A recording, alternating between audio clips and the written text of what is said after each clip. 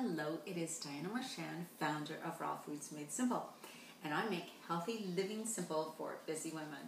And welcome to this recipe video this week. It is How To Thursday, and today it is a little still cool outside. I wish the weather would get better, but anyways, I am making something warm today. It is going to be a broccoli cauliflower soup. Now you can also try this raw. I have not tried it raw, and actually I'm kind of tweaking a recipe. I thought about doing, I wanted to make it cooked, but I thought I'd do it for How To Thursday, and so I'm actually doing it on the fly with you guys, like I often do. But I know I have had a raw broccoli soup, and I know you can do this the same too.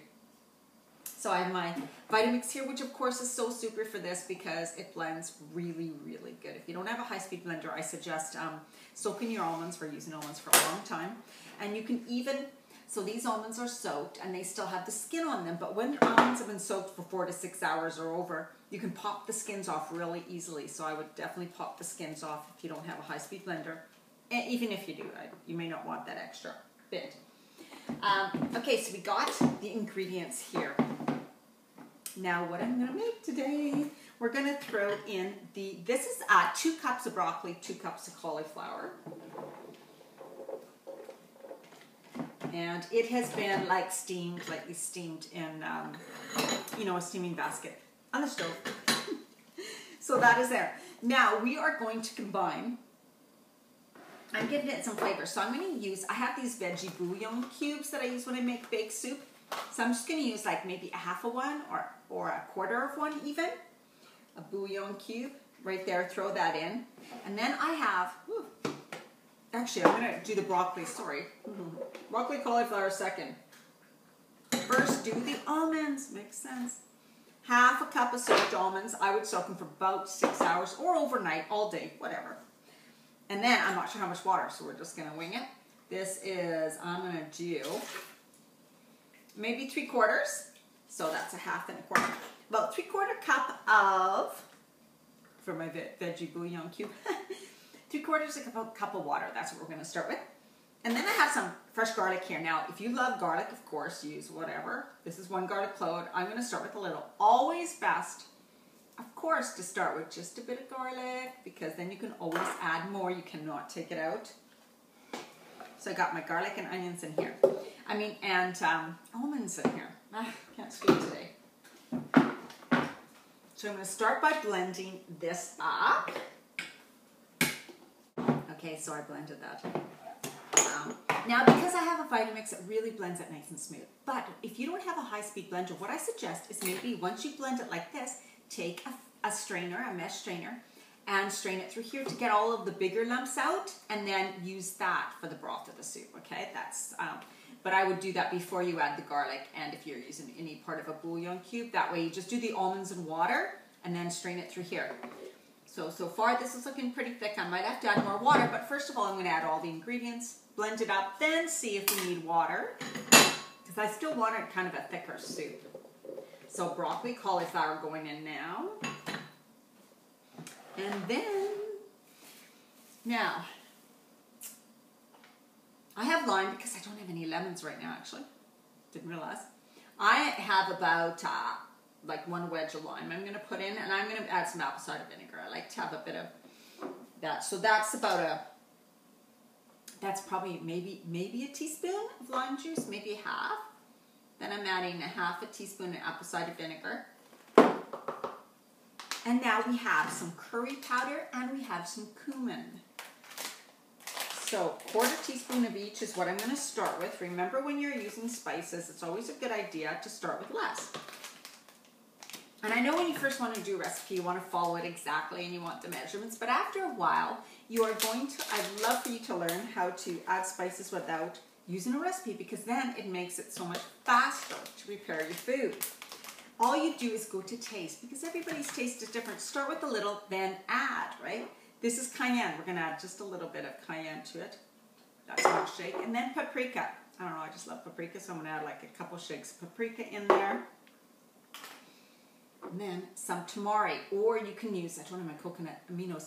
Coconut aminos, which has no soy in it whatsoever. Gives me a headache, not sure why. That's why I'm not using it. So I'm going to start with 2 teaspoons of tamari. Okay, I'm not going to add the salt until I see if it needs more. Now, this is nutritional yeast. It's just in a little sprinkle thing that I got. But I'm going to add in about a tablespoon of nutritional yeast. And that is the Red Start brand that I use. Okay, now blend it up again and see how thick. See if we need to add some more water. And taste, of course. Okay, blend it up a bit and it's very, very thick. So, it smells good. I'm going to add some more water. So this is a 1/2 cup, so I might just go with 1/4 cup to begin with.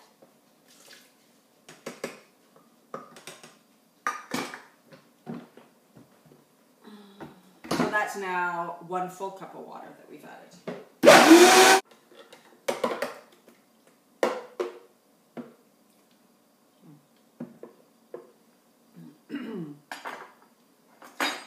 That's really good, actually.